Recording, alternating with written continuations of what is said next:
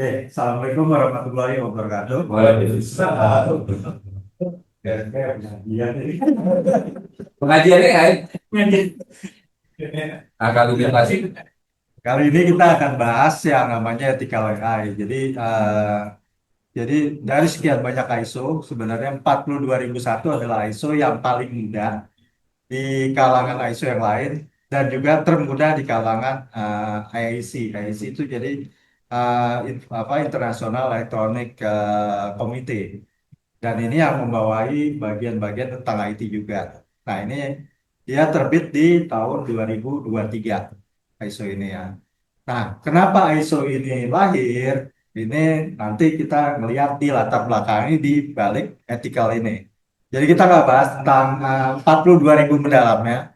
Cuman sebenarnya fondasi utama di dasar dari 42.000 adalah ethical yang menjadi dasar. Nah, ini juga menjadi dasar bagi top manajemen dalam menentukan atau mengambil keputusan terhadap 42.000 ini. 42.000 ini apa sih? Jadi dia ISO tentang Oh ini. ya, jadi ISO AI Management System. Jadi bagaimana mengelola sistem bagaimana sistem manajemen pengelolaan AI itu sendiri. Selain 42.001 ada lagi. Ada lagi. Ada yang di dalam yang umum di dunia IT selain 42.000 itu ada 27001 ya. Itu kaitannya cyber security, data privacy ya. Tapi data privacy lebih spesifik lagi dipisah ke 27701. Nah, terus ada lagi kaitannya layanan. Jadi manajemen layanan. Atau kalau kita kenal di dunia yang lain, ETL. Nah, itu ISO-nya 20.000. Ya, sebenarnya isi 20.000 itu adalah 9.001 yang di ITIL kan. Jadi manajemen mutu yang di ITIL kan. Jadilah 20.000. Karena 20.000 minus 1. Ya, 20.000 minus 1. Terus yang memang kalau di dalam bisnis yang cukup kritikal mungkin di Indonesia nggak terlalu peduli ya. Tapi kalau kayak di kalangan Singapura, Filipina itu banyak di 22301. Nah, terus yang mewajibkan di Indonesia itu 22301 di oil and gas sama di banking. Ya, kebetulan ini kalau nggak salah Pertamina lagi minta 22301. Terus kalau yang kemarin cukup banyak pada saat BUMN itu lagi mulai bergeliat ya, anti korupsi di 37.001. Nah, ini lebih banyak di anti korupsi dan kebetulan saya sebagai implementator itu kecelakaan. Jadi lagi pada saat itu kita nanganin salah satu anak perusahaan BNI ya, kebetulan itu pakai company saya, terus hire sudah senior implementator. Di perjalanannya COVID dan meninggal dunia, maka saya ganti. Dan itu harus belajar cepat gitu loh. Nah, alhamdulillah lolos sertifikasi dan akhirnya ya jadilah mendapatkan sertifikasi. Kliennya mendapatkan 37, walaupun sebenarnya 37 itu saya nggak untuk pertama dan terakhir tidak saya jual kembali. Tapi experience itu ada. Nah, selanjutnya ke cyber security ada lagi namanya NIST standarnya. Itu banyak kan dipakai di perusahaan-perusahaan. Itu banyak kan dipakai di perusahaan Amerika khususnya dan juga biasanya di company. Dan struktur NIST itu sendiri juga lebih banyak juga digunakan untuk insiden respon di banking. Ya. Oke, kita sekarang masuk ke dalam materinya aja. Jadi ini kita bicara opening, bicara santai ya. Jadi apa sih yang sebenarnya membedakan AI itu dengan algoritma biasa, dengan programming biasa? Apa nanya? Apa nanya? Sekaligus aja. Dengan pagi ya.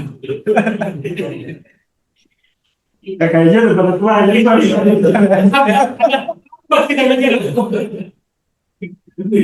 Jalan cuma lima bisa.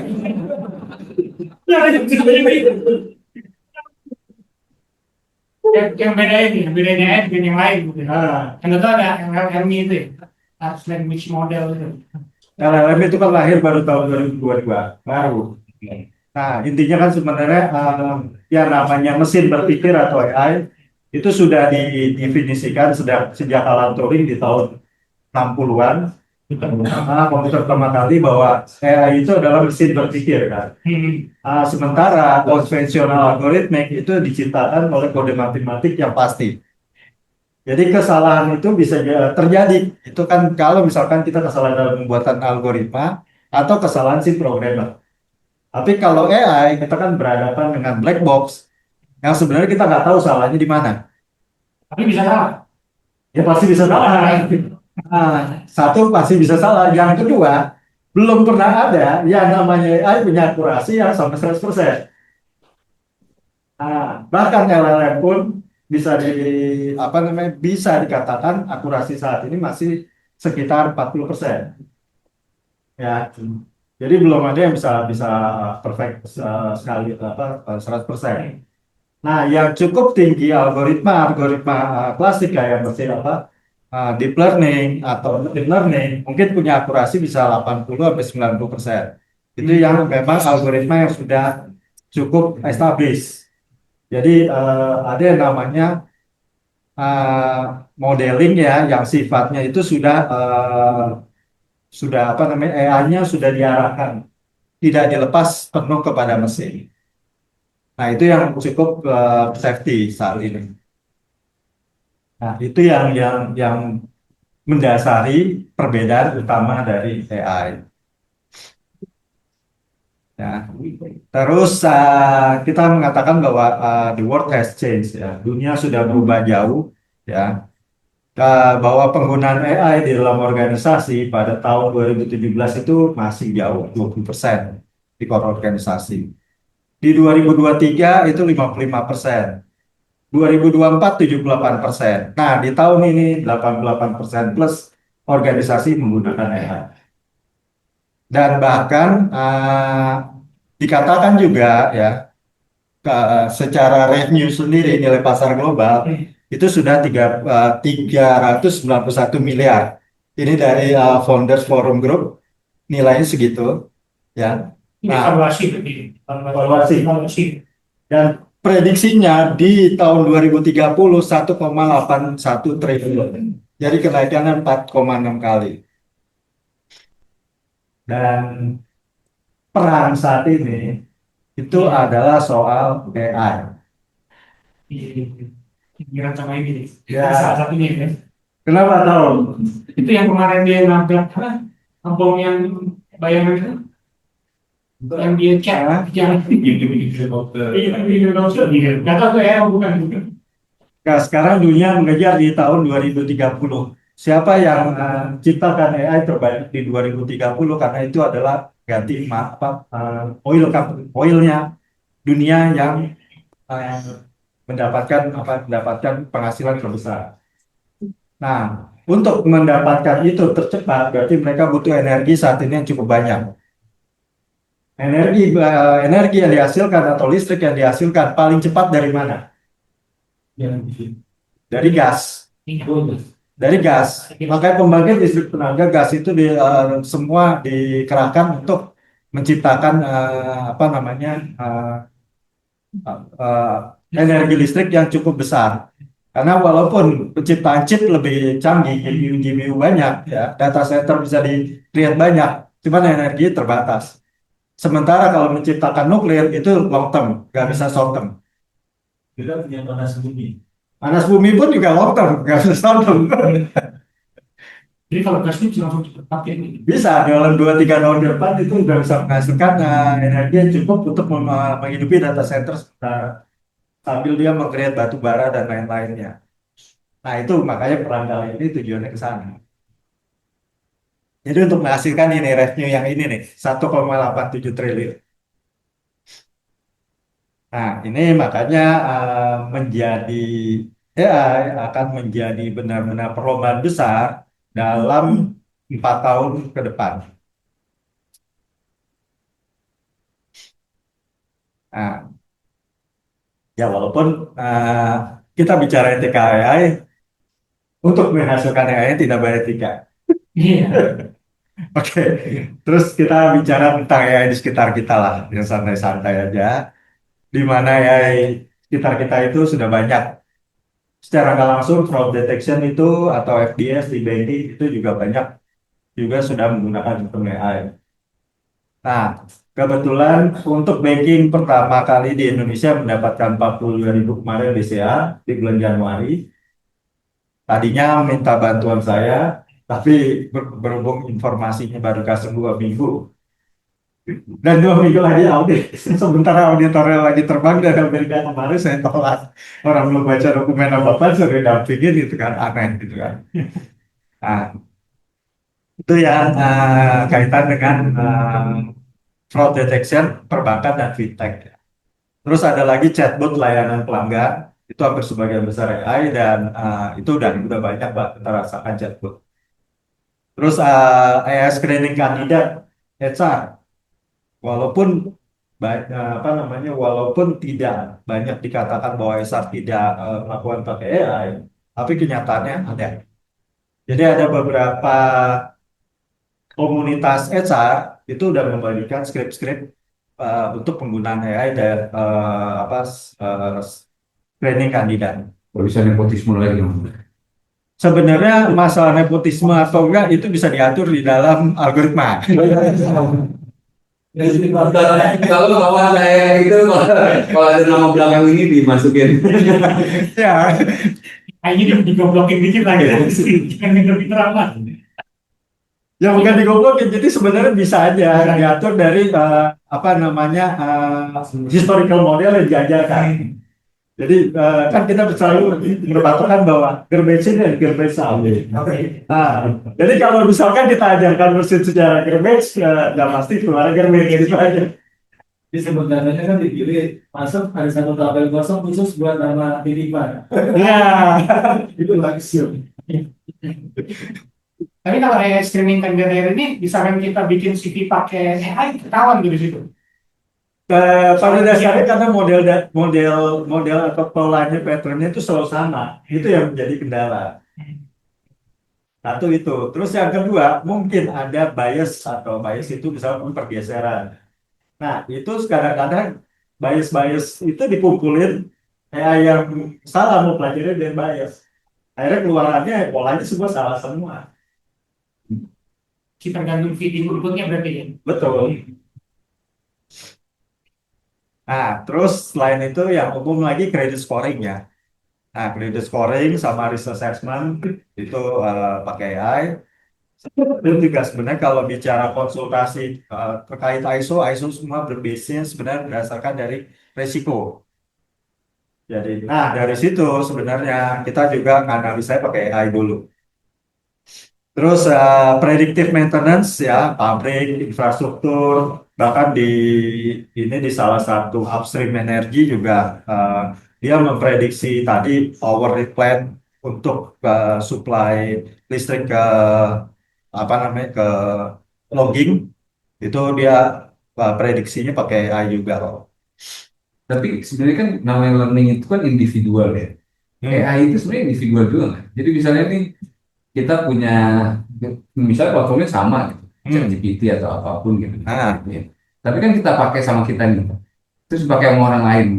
Untuk kasus yang sama pun mungkin AI yang dipakai sama kita sama dia bisa memberikan jawaban yang berbeda nggak sih? Itu apa namanya non trivia atau maksudnya pasti sama nggak sih jawabannya gitu? Kalau Kalau itu tergantung learning dari sebelumnya lu juga dan mereka dan Iya, usernya. jadi harusnya itu jawaban itu kalau dia jawabannya cuman on the spot itu biasa sama. Kalau spot ya. Tapi kan kalau jawaban itu seperti dia melakukan agentic apa namanya generatif AI, jadi jawaban sebelumnya diakumulasi lagi terus menerus itu bisa jadi beda karena historical awalnya beda. Karena kan dia bicara tadi dari apa namanya generatif. Generatif itu kan berarti mengkolek data dari yang sudah dia terima lagi. Hmm. Misalnya nih ada table sama aku jalan itu kan, kayak Ah. masukin data-datanya dia, supaya segala macam analisa, nggak tulus di Jerman misalnya. Nah, Terus aku nggak masukin data itu, tapi bisa nggak hasilnya ambil datanya dia? itu yang harus dilihat dulu nih, apakah tadi sifat privasi itu dilindungin, maksudnya bisa spread ya, ataukah memang si mesin buat analisa gabung. Nah, makanya ini kaitannya nanti ke privacy. Jadi kalau misalkan infrastruktur, yang penjual infrastruktur misalkan ChatGPT, dia nggak menjaga privasi. Jadi privasi bisa jadi datanya tadi dari Kemal Dibaca my friend. diolah lagi sama ChatGPT, ini Kasih yang lain. dikasih yang lain, itu bisa. Nah, itu yang harusnya dijaga room itu. Itu kan namanya memori. Memori kan harusnya setiap individu. Tapi bisa juga memorinya si GPT atau LLM itu dipakai oleh si LLM untuk jadi learning baru. Nah, Itu Nah, itu termasuk ethical AI nggak sih? harus.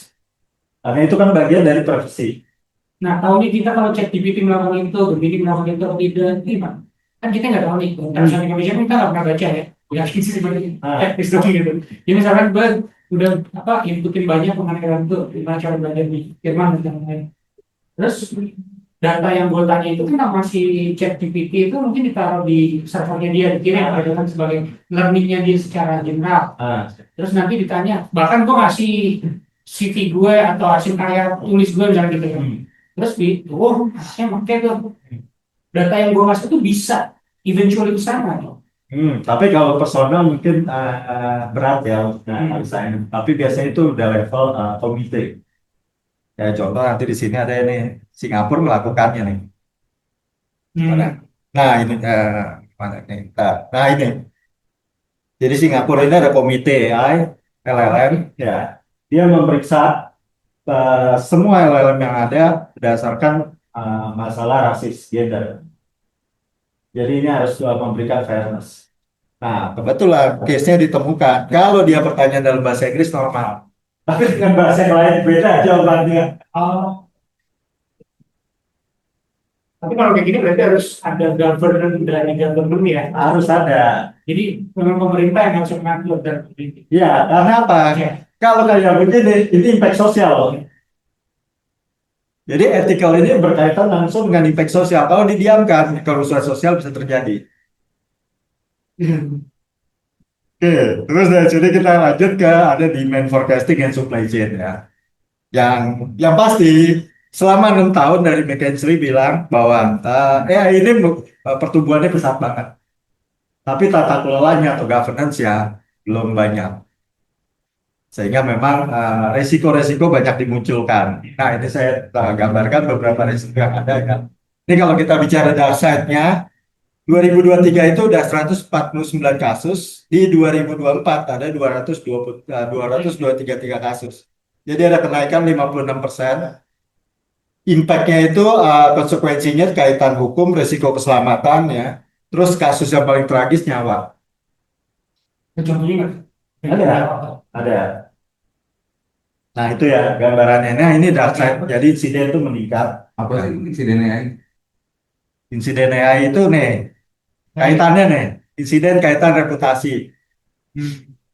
Jadi ini karena chatbot ini dia apa namanya, Menjawab pertanyaan. menjawab pertanyaan. Jadi dia punya hallucination ya. Atau bias terhadap jawabannya. Jadi dia memberikan diskon pada seseorang yang sedang mengalami duka cita. Padahal polisi company nggak ada. Pintar nih, lalu ya. Lalu jadinya dia nggak berkeputusan sendiri. Inisiatif aktivitas. Kreativitas itu namanya hallucination atau bias di dalam AI. Yang penting ya. Iya. Nah begitu terjadi kesalahan ya nggak terima dong si kliennya. Ya berarti klien ini melakukan gugatan dan akhirnya dimenangkan oleh si kliennya. Nah ini akhirnya yang terjadi reputasi perusahaan buruk lah. Itu termasuk insiden lagi. Masuk insiden. Mereka yang jawab. Ah, Kurang belajar nih. Di Indonesia pernah terjadi. Kayak yang di mana ya di UGM tuh. Oh ini bisa ya. Iya, bisa. Besok berubah lagi apa nih? Akhirnya besok dijawab orang. Tapi kalau gitu, dan misalkan yang tadi chatbot salah, itu berarti kalau secara analisa teknisnya, apakah ada feeding yang kurang inputnya, apakah algoritmanya apa gitu, apa yang dibahas di situ? Ya harus dicari seperti itu. Jadi intinya tadi kalau dia ngambil keputusan itu harusnya ada human oversight. Oh, yang ngecek lagi, Ya, katanya. cek lagi, iya. Mungkin itu yang nggak berbahaya kan. Bener. Kurang pintar ya. Apa ya? Kalau kita jawab pasti. Ya mungkin orangnya cuma satu atau dua ya, atau programmer freelance juga gitu. Nah ini terus ini kasus hukum dan finansial ya. Ini kena di Meta, Facebook. Jadi dia kena bayar 1,4 miliar. Ini kaitannya dia main auto tag lah. Jadi Facebook itu usaha otomatis ngetek dia pakai AI dia sendiri. Orang-orang menyatakan ada beberapa negara itu ada perlindungan terhadap privasi. Nah, terjadilah tuntutan privasi. Oh, maksudnya dia ngetek tapi Apa sih? Tapi belum dapat konsen. Kan harus ada konsen kan? Ini belum ada konsen, tapi udah di tag. terus dipublish di umum gitu. Iya, Bukan di Facebooknya personal orang itu gitu. ya maupun personal seseorang nggak boleh. Ah, Mau di personal atau di forum grup apa gitu ya? Jadi pinter-pinter goblok jadi gue. Iya. Jadi mereka kalau belajar apa aturan gitu dong, itu sih diajarin dulu lah. Sebelum kamu mulai sesuatu, kamu lihat peraturan yang terkait misalnya. Itu Mas Ali belum lagi kalau salah ngetek kan. Oh, ini Arif sama ini ada yang gede terus Arif yang OT itu OT Arif gitu gimana coba. tapi di kita ada loh kayak gitu yang foto jalanan itu kan ada suka tuh foto-foto gitu kan. Foto yuk. Iya foto yuk. Hah? Nah itu kan ngadepin gugatan juga kan? Oh iya. Iya. Oh di kita ada bukan? Iya. Bukan di kitanya, di luar ngadepin gugatan. Oh di luar. Iya. Kita nyimak itu. Oh di Di kita mah apa aja bebas. Terjual bagi kita tuh. Iya. Yang penting yang beli. Oh iya, direntap ya sebulan saja. Oke. Ada video saya ya. Kayak di Korea ya. Kata-kata ini Oke. Nah ini yang kasus operasional kaitannya apa nyawa ya. Jadi di rumah sakit ada pendaftaran secara otomatis untuk menentukan pasien yang bisa berobat dan rawat inap. Nah itu dilakukan oleh AI. Nah apa sih yang banyak orang tua yang ditolak untuk berobat? Itu orang tua yang kedua ditolak. Ya, dan orang yang berpenyakit kritis. Ini asuransi atau rumah sakit? Rumah sakit. Oh. Nah, ini juga dapat tuntutan, ini ada adjustment-nya dan lain-lain ada ya. Nah, kalau kaitan nyawa, salah satunya juga yang terjadi sama BMW di Jerman. Kenapa? Iya, ada autonomous vehicle kan. Oh, ini sih. Nah, itu juga orang Indonesia juga kan di dalam itu. Ini United Health ya namanya di situ. Ya, Kalau di asuransi wajar. Soalnya kan emang itu kan mengurangi klaim. ya, ini mungkin rumah sakitnya langsung diinsurin sama kalau di US kan ada tuh langsung. Tapi semua kejadian itu karena kesalahan learning ya kan. Advance kan ya saya selama ada fieldnya segala macam kayak gitu kan. Ya, kesalahan learning, kesalahan controlling. Oh iya, Iya, itu sebenarnya kan kita bicara di situ. Learning, controlling, terus akurasi, siapa yang kontrol, siapa yang justified. Contohnya kayak ini kan beda dengan sistem konvensional seperti tapi yang kita bisa secara hitung-hitungan akurasinya itu secara matematikal. Kalau AI ini kita kayak otak kita ya dikasih pada saat lu meng-hire akal gitu kan. Ya, Itu harusnya ada kualifikasinya gitu loh. Gua akal ini sudah memahami ini, sudah memahami. Enggak gini, ada beberapa perbedaan gini.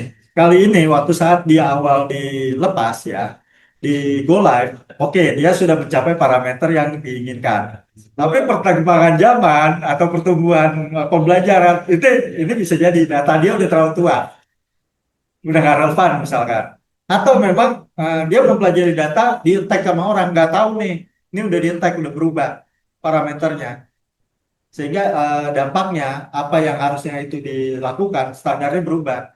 Itu berarti harusnya monitoring untuk pengecekan itu dalam secara reguler itu adalah oleh paham dengan AI. Ya, Apakah masih konsisten nggak dengan standar awal atau enggak kan gitu harusnya. betul. Iya. Tapi eh, aturan pengecekan standar pengecekan AI itu beragam. Nah, itu yang dituntut di 42.000. Jadi jadi kalau bagi gua konsultan, matriks apa yang lo bisa berikan ke gua supaya nanti kalau auditor nanya, confirm. Gitu aja sih. Nah, untuk matriks itu, masalah challenge-nya setiap model AI berbeda matriks. Misalkan kita bicara LLM penilaiannya dari apa aja? Misalkan terhadap apa namanya terhadap transparansi, misal. Terus terhadap misalkan biasnya, halusinasinya. Nah, itu penilaian-penilaian itu setiap model AI akan berbeda-beda. Nah, itu tantangannya. Makanya kadang-kadang ada klien yang saya minta sertifikasi 5 aplikasi AI. Pertanyaan saya, siap nggak sumber dayanya? Karena kadang-kadang mereka berpikir 5 sertifikasi, oke, gampang loh bikin. Ya nggak juga. Setiap tujuan AI, lo harus ngukur satu-satu. Nah, Berarti 42.001 itu memberikan yang general saja ya, untuk pengukuran itu atau bisa spesifik sih kepada goalnya khusus. tata kelolanya. Oh gitu. 42.001 fokus di tata kelolanya. Yang lebih dari 1 kan. Betul. Bukan di teknikalnya. Jadi konten. Nah, Terus siapa yang akan menginginkan konten itu? Mengaudit konten? dia ya auditor mengaudit konten. Jadi isinya benar atau tidak nanti logis itu sebenarnya benar atau tidak itu akan ketahuan jika proses flow dilalui baru ketahuan oh ini salah. Prosesnya gitu ya. Nah, jadi kayak misalkan di gua 7 lah ya periksa misalkan di cyber security. Oke kita lihat dari pertama ruang lingkup. Begitu ruang lingkup dia masuk ke apa namanya ke kebijakan top manajemen, ini sebenarnya match nggak? Masih lain nggak? Terus dari top manajemen ke risk assessment dilihat lagi match nggak? Kalau misalkan mereka bikin yang asal, berarti ini udah yang ini arahnya kemana, ini kemana, ini kemana. Nah, begitu habis risk management sasaran terhadap sasaran itu harusnya semua nyatu.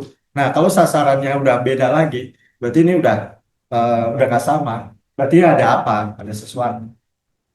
Ya ada konsultan lain yang khusus untuk training AI. Ada. Sudah cek. Nah, bisa seperti itu. Atau bisa juga orang dari mana?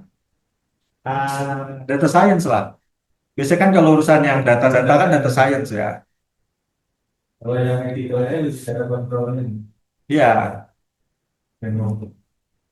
Nah, kalau yang mungkin kalau dari itu bikin ininya apa namanya? Bikin AI modelnya, AI sistemnya. Kalau yang orang dari electrical engineering atau orang elektro. Berarti pun ya, yang konsultan Yang mana? konsultan Ini Kalau nggak salah Ata, loh. Ada ya? Ata. Ata juga main tuh di situ, cuman dia technical ya, lari. Nah, sebenarnya kembangan neural network kita dulu kan. Ya, sebenarnya neural network basisnya bukan pengembangan, basis itu. Jadi neural network itu masuk dalam kategori machine learning atau deep learning di situ. Tambah lagi ya, yang dosennya. Iya, sama LLM juga sebenarnya kan komponen kecilnya neural network. Tapi kan begitu di depannya ada tokenizer gitu. Jadi kata-kata itu dijadikan token, masukin ke neural dengan node yang lebih gede, jauh lebih gede banget. Ya. Hmm. Kalau zaman kita computer capabilities-nya kan masih nungguin neural network bisa 2 malam juga kan. Bisa pulang dulu, ngopi dulu, makan Indomie, balik lagi yang balik jalan. Nah, sekarang kita masuk yang ke intinya deh, mengapa ya etik itu penting. Apa? Nah, etik bukan agenda IT ya sebenarnya. Jadi lebih fokus pada agenda board dan top management, Decision maker. decision maker. Karena kalau dari siklus hidup AI itu dari desain itu pasti harus use case-nya menyetujui oleh manajemen. Develop ya anggaran segala macam pasti manajemen tanya. Terus deploy, go live itu bukan orang IT yang tentukan go live. Karena ini kaitannya resiko yang harus diterima oleh manajemen. Jadi manajemen approve nggak resikonya untuk go live. Kalau dia approve parameter resikonya baru bisa go live. Ya. Terus baru monitor ini nggak kritikal di manajemen karena dia cuma menerima laporan kinerja, tapi manajemen harus mereview kaitan terhadap insiden-insiden yang ada. Kalau memang insiden itu nggak bisa ditanggulangi, costnya gede, ya berarti dia harus di retry. Retry kan berarti memutuskan sunset bagi AI. Itu manajemen semua berarti. Nah, kenapa manajemen sebagai garis pertahanan? Kalau ada apa-apa pasti regulator tanya sama top manajemen. Terus pengadilan pasti meriksa kebijakan perusahaan. Media pasti publikasi perusahaan. Ya makanya kenapa tadi manajemen menjadi garis pertahanan karena semuanya pasti nanya ke level manajemen. Dan kalau yang ditangkap juga pasti level manajemen. Programmer, data science segala macam nggak ada urusan lah sisanya. Nah itu. Jadi itu yang menjadi concern jadi top manajemen. Nah terus sebenarnya apa aja resiko yang harus diantisipasi antara lain kayak resiko cyber ya. Resiko cyber saat ini berkembang pesat. Kalau yang jenis satu itu yang menggunakan AI. Kita seringkali mendengar malware, bahkan malware itu sudah ada pabrikasinya untuk dibuat. Ya, ransomware itu udah pabriknya. Dan itu menggunakan AI algoritma, sehingga itu mudah dibuat, tinggal key-nya, nanti siapa yang megang, yang lain nyebar. Kalau itu attacking menggunakan AI. Terus ada juga attack target AI system. Jadi ini AI dari suatu company ini di assign di apa namanya di positioning atau di attack sehingga nanti modelnya menjadi kacau. Nah ini namanya apa namanya adversaries attacker yang sebenarnya itu nanti membuat itu bingung dan akhirnya dia berubah parameter. Yang tadi gue bilang kan parameter bisa berubah. Dengan berubah parameter ya berubah juga semua keputusan AI. Nah yang ketiga ini kesalahan dari awal. Sebelum lahir udah salah. Ya, Jogja tuh salah sebelum lahir.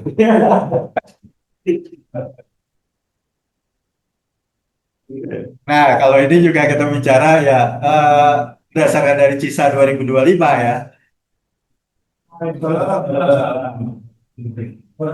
Jadi CVI-nya selalu meningkat terus. Jadi kaitannya permasalahan cyber security di dalamnya itu meningkat terus.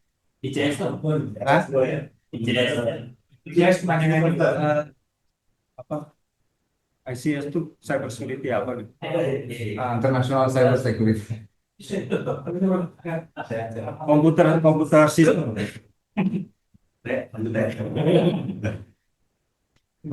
Memang mau maju itu. Terus yang resiko yang seringkali terjadi adalah tadi bias algoritma, bias atau hallucination ya. Jadi kalau kayak ini bias ini bisa terjadi karena data pembelajarannya nggak seimbang misalkan. Jadi dia biasa gunakan kayak Amazon ini kan dilatih pakai data dominan cowok. Maka begitu ada pelamar cewek ditolak. Gitu. Terus juga kayak tadi yang United Healthcare, terus algoritma kredit perbankan ini juga yang lagi dilihat oleh OJK karena scoring kredit ini bisa kelompok demografis tertentu ditolak. Apalagi kalau yang menggunakan data klasik, Jakarta Utara itu paling susah dapat kredit. Oh, Oh, Nah, selatan kalau itu paling gampang. Daerah penjara. nggak tahu. Kalau klasiknya begitu dulu. kalau di Cilenin itu apa? Imbalance data. Iya.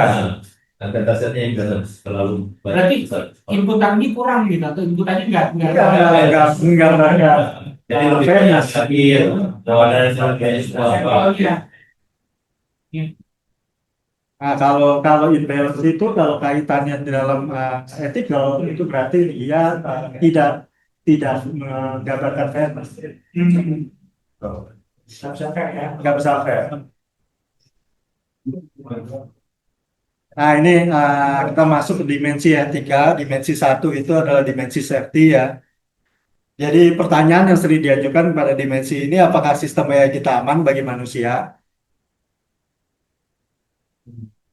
Nah, kalau misalkan kita ambil contoh robot industri, dia jalan otomatis, tapi dia nggak deteksi ada orang. Kan bisa jadi tadi nggak aman untuk manusia kalau dia menggunakan robot. Terus kayak drone gitu kan, dia drone melakukan inspeksi di tegangan-tegangan tinggi, tapi dia sendiri belum tentu bisa mengamankan sistemnya. Si drone ini belum tentu bisa ngamanin dirinya. Glitch sedikit ya sudah, berarti kan bisa eh, apa meledak gitu kan. Nah, ini pertanyaan tentang safety biasanya. Drone. Takut. Terus yang kedua ini pertanyaan yang lanjut terkait privasi. Data siapa yang diproses oleh AI kita? Dan apakah yang diproses itu tahu dan menyetujuinya? PLN kan sekarang lagi implement smart meter kayak gimana Pak? Nah, Terus smartnya ngapain gitu? itu yang harus ditanya. Karena selama ini implementasi smart meter akhirnya penjarakan di apa jarak jauh terus kemudian melihat bola gitu aja dan itu masih tidak perlu AI di belakangnya. ya kayak gitu mungkin tidak perlu AI, tapi kalau dia melihat pola diimplementasikan untuk automatic control, Nah, itu nah itu yang enggak. Misalkan dia melihat pola nih, pola itu untuk area tertentu, misalkan nih di daerah Depok ada kawasan Margonda UI, ada kawasan seberang seberang Margonda yang dekat kali, penggunaan listriknya kecil misalkan, UI gede. Nah, pada saat dia menggunakan data lama itu diimplementasikan untuk maksudnya automatic load. Nah, kalau ini udah berkembang, berarti ini udah nggak fair lagi. Memang tujuannya kan buat sih. Ya. Ada login, distribusi login. Nah, itu harus harus harus dilakukan tadi pengontrolan AI yang lebih ketat lagi. Ini masih masih apa namanya data set yang dia pakai masih relevan nggak dengan pertumbuhan yang ada. Siklus itu harus ada. ya, ya. Kalau hanya smart meter aja untuk sistem telemetri mungkin nggak apa ya. Tapi setelah data terkumpul diproses kemudian dijadikan ambilan keputusan itu ya. Nah, itu berarti harus ada tata kelola yang memang diatur. Ya. Dia kan melihat itu DCT. Betul, betul. Setuju nggak?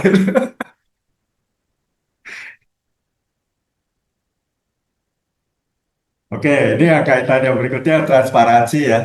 Tadi, jadi kayak membuat keputusan, ya, yang membuat keputusan tertentu. Terus yang agak kalah pentingnya akuntabilitas.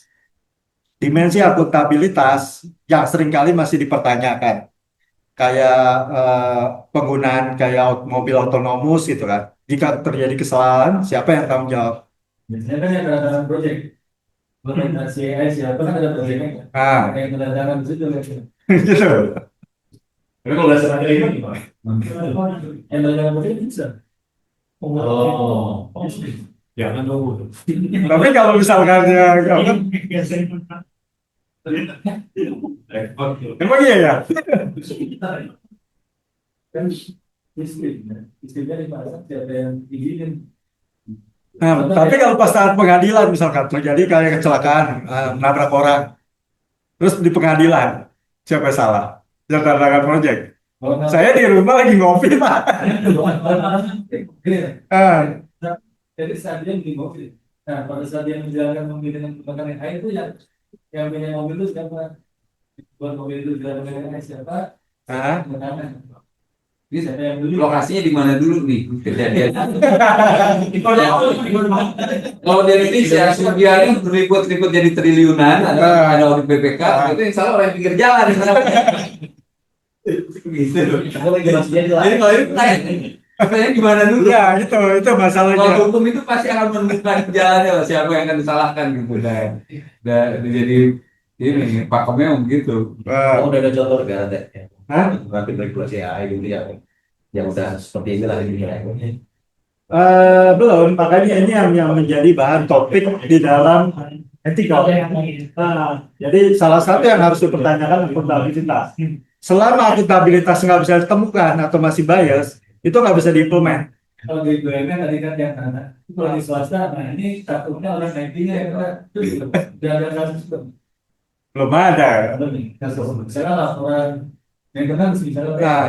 maintenance harusnya dia estimasi dalam gitu kalau masih ternyata dia masih running kan, masih running di dalam akhirnya malah rugi. Nah, terus siapa dia nanti?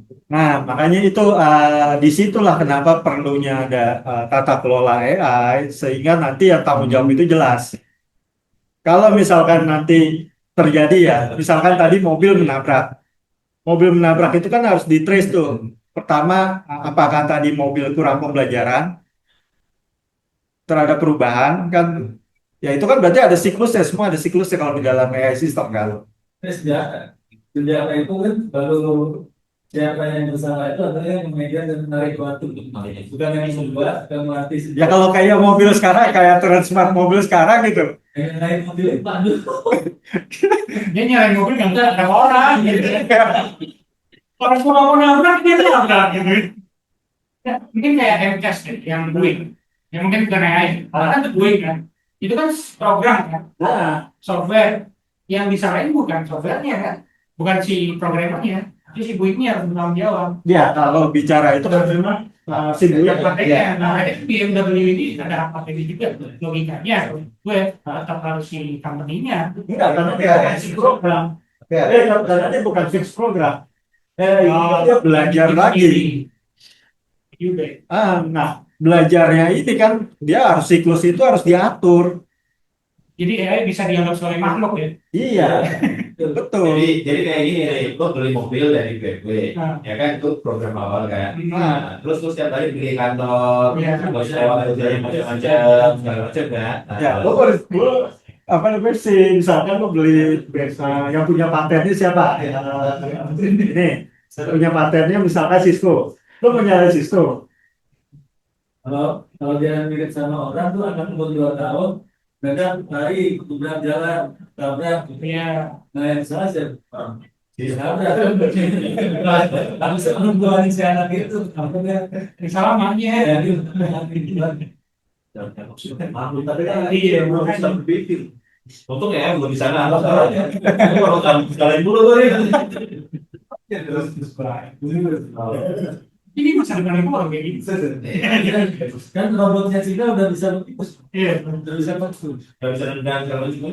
Kalau kombinasi tenaga Ya, untuk yang ini keadilan fairness tadi kita udah banyak bahas ya, jadi kita skip aja fairness.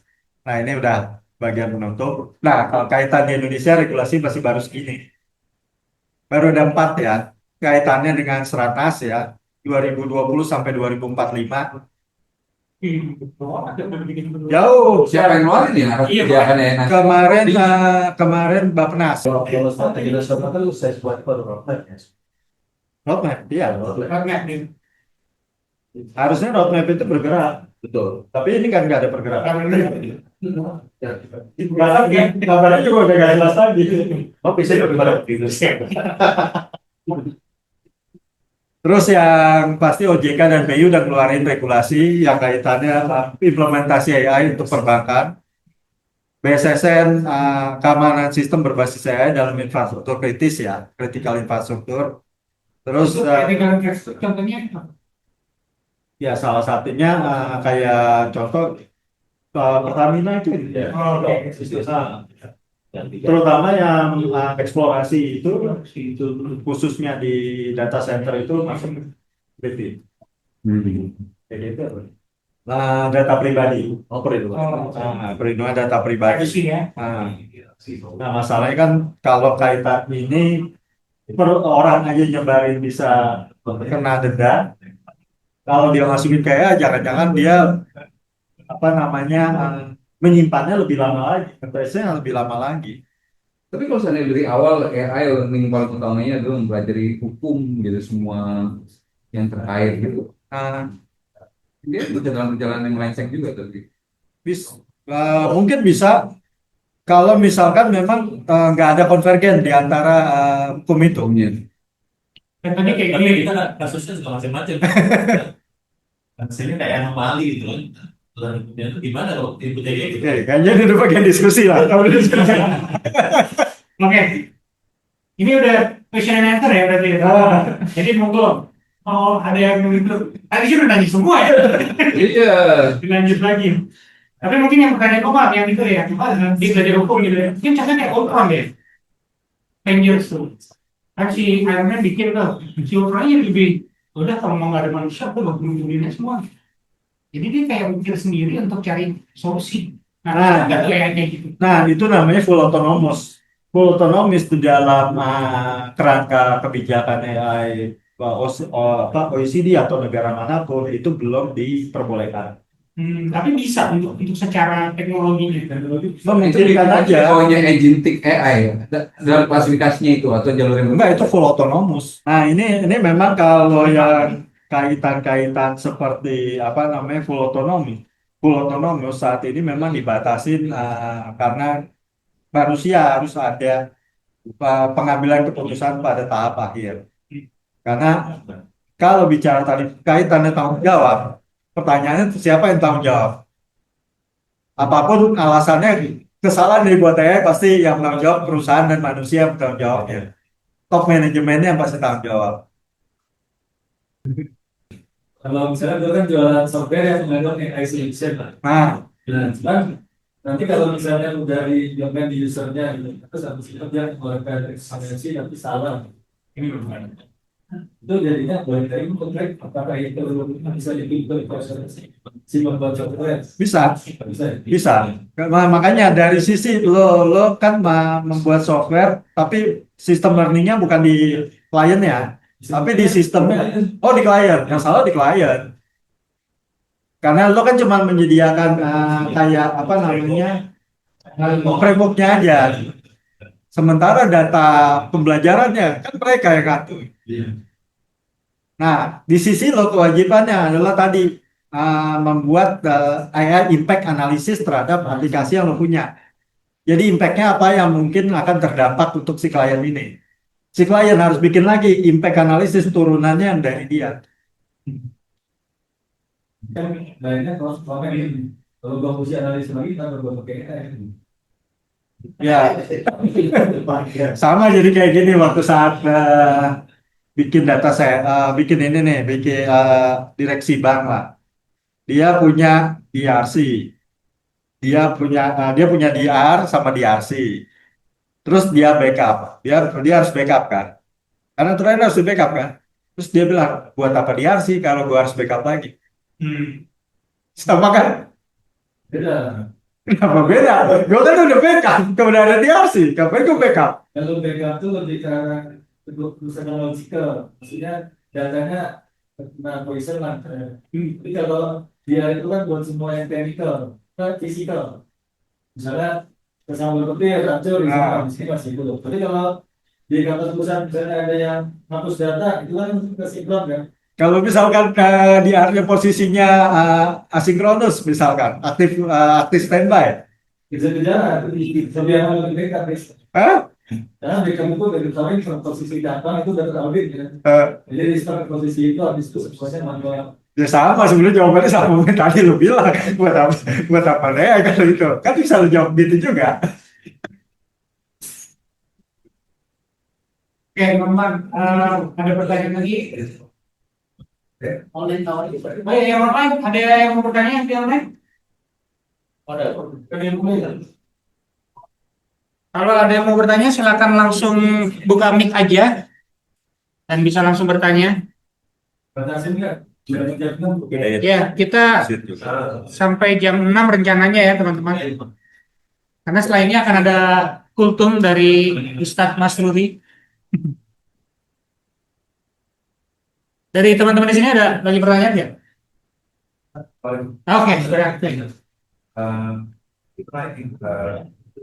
Aku kalimat itu vendor dia kan jasa AI buat ini bahan juga malah AI masa malam bagaimana diri itu kalau saya itu waktu ya semuanya AI buat analitik itu misalnya lo punya database banyak kemudian gimana caranya tuh kita bisa menyediakan lebih simpel. Bisa. Ini dulu, suaranya emang agak lembut ya. Jadi kita harus ini dulu. Nah, iya.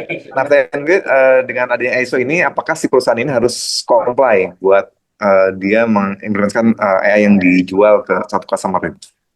Dia punya software Solusi AI yang diterapkan untuk satu customer lah. Jadi spesifik, misalnya gue punya database banyak, kemudian gimana caranya bisa mengenerate based on query kan, misalnya mau bikin report from thing lah, simple gitu. Nah, pertanyaan gue sih seberapa besar sih perusahaan ini harus comply terhadap ISO yang ada di Kalau itu tadi punya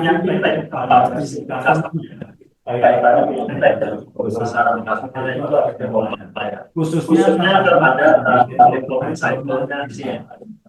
jadi itu dari bagaimana dia belajar memfilter parameter apa yang diumpan dulu untuk filter itu harusnya clear semua risiko-risikonya. posisi offline ini siapa yang melakukan customer-nya Yang punya software dong. software Iya, punya software. Harusnya punya software dia harus menjabarkan bahwa siklus pembelajaran aplikasi kita ini sudah mengikuti comply gitu berdasarkan ISO 42000 itu atau berdasarkan siklus pembelajaran yang lain. sebaliknya kalau sebalik si customer harus bikin semacam RFP-nya lo harus comply itu ISO itu software Iya. Jadi comply terhadap jadi sebenarnya lebih spesifik lagi terhadap apa namanya siklus pembelajaran ini dia ada annex yang spesifik banget loh. Jadi mulai dia bagaimana dia cara mendefine softwarenya, bagaimana cara dia mengajari softwarenya, bagaimana dia cara mentraining memonitor trainingnya, terus memonitoring pada saat deploymentnya sampai dengan retraining lagi. Jadi parameter udah nggak masuk lagi, retraining lagi apa tuh? Jadi itu dimonitor semua. Kalau nggak ada parameter itu kita percaya nggak gitu? Jangan-jangan dia udah nggak sesuai lagi dengan parameter yang kita punya juga.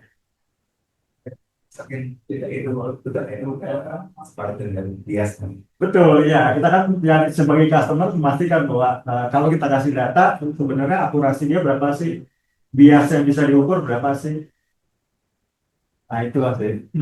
Kedua, beberapa customer yang pengalaman penggunaan video ada yang masuk dalam ISO ini. Oke, kalau penggunaan ChatGPT itu ada dua ISO yang bisa mungkin disisipkan. Pertama bisa aja di 42000 sebagai user ya, atau di 27001 di bagian AUP. AUP itu Acceptable Use Policy. Ya kan ada kan Acceptance User Policy. Jadi di situ bisa diterapkan di dalam ISO 27. Oh itu kan sudah ada harapan buat kayak mengambil data buat Iya, bisa. Tapi kalau kaitannya spesifik mau bahas AI-nya, mau nggak mau dibuat ISO 42000 kaitannya ke role-nya sebagai AI user. Tapi kalau nggak chat GPT sama sekali nggak boleh, bisa ke dalam ISO 270 kan selesai. Kalau kasus yang Pentagon kemarin gimana? Yang mana? Yang apa namanya pelaksana tugas lah, kalau istilahnya apa gitu, dia tiba-tiba dia memasukkan datanya ke ChatGPT, katanya diperbolehkan karena Trump meminta untuk agar itu terus, jadi datanya itu jadi apa ya, bocor gitu ya. Nah. Terus dia berkira kalau data ini tidak ada tulisan konfidensial, terus kemudian dia mengikuti arahan dari pusat gitu ya, dan presiden bahwa untuk diterapkan penggunaan AI. Nah itu kalau kayak gitu-gitu tuh berarti maksudnya kemana ChatGPT-nya itu? Apakah ke 4.2000 atau ke 27.000 mungkin? Jadi gini, sebenarnya kan kita bicara tentang kalau misalkan kita mau menetapkan AI bisa digunakan di dalam lingkup pekerjaan, tapi kita membatasi hal tertentu, maka cocok mengimplementasikan 42001. Tapi kalau kita tidak memperbolehkan AI dalam lingkup pekerjaan, ya, dalam lingkup pekerjaan, atau aturannya lebih spesifik terhadap konfidensial sudah ada striknya, itu di 27 bisa dimasukkan. Terus pertanyaan ini, kan AI ini bermain bengkakan ya. Tata kelola di 4.2001 ini apakah juga berkembang terus gitu atau gimana? Atau statik gitu ya, seperti itu gitu. Kan di review-review lagi nggak gitu. Jadi gini, itu kan mungkin Belum, udah lewat. nah kalau bicara perkembangan biasanya kalau ISO itu berkembang per 5 tahun ya umumnya ya. Per 5 tahun, dan ISO itu secara umum dia cukup generik. Sehingga itu kita bisa dia bahasanya bukan harus secara teknikal, tapi dia bahasanya bicara tentang manajerialnya, sehingga itu generik banget. Jadi bisa di-apply ke berapa tahun ke depan gitu. Ya, dia bisa di-apply berapa tahun ke depan, di-apply di company besar atau kecil, ya nggak ada masalah. Tapi proses itu masih dalam proses yang saat ini berlaku gitu ya. Terus kalau 5 tahun itu apa yang dilakukan? Mereka review lagi apa tantangan yang berubah. Kayak contoh misalkan kalau di 42 belum pernah ada ya, karena ini baru inisial. 27 kali 27. 27 itu sudah perubahan dari 2000, pertama kan ada di 2005. Oh, 2005, 2013, lalu 2022 ya. Nah, itu dari 2013 ke 2022 itu ada perubahan yang tadinya dia bicara tentang keamanan informasi, information security. Di 2023 itu information security, cyber security, sama privacy. 2005 privacy nggak ada ya? Nggak bicara privacy. Jadi tambahan lah ya gitu ya. Jadi berarti memang akan ada kemungkinan penambahan atau adendum kontrak. Iya, sama juga seperti yang nanti nih, ISO 9001. Yang itu yang ada yang lama 2015, nanti ada di 2026. Itu sudah mengkaitkan penggunaan AI di dalam 91-nya. Tapi perlu berubah nggak namanya 9002 gitu? Enggak, lain itu tetap 9001.2 seri berapa? Seri. Itu penomborannya biasanya begitu. Oke. Teman-teman, udah jam 6, karena mengingat waktu, kita kan 18.14 ya kalau nggak salah ya, buka ya. Sekitar segitu lah ya. Jadi, thank you banget teman-teman yang di online dan teman-teman yang di offline yang udah join. Semoga ini bermanfaat ya di tengah Ramadan gitu kan. Jadi kita tetap menimba ilmu, pahalanya pasti berkali-kali lipat. Semoga diniatin sebagai ibadah juga buat kita semua. Semoga berguna bagi teman-teman semua, dan terima kasih buat Bang Ote yang udah berkenan membagi ilmunya kepada kita semua. Sama-sama. Sebelum mengakhiri, mungkin dari Ketua Angkatan ada bingkisan yang harus diberikan dulu ke Bang Teh, harus nih. Ya, itu. Angkatan abadi. Cuma kuliah doang. Ya, kepada Bos Lutfi ya.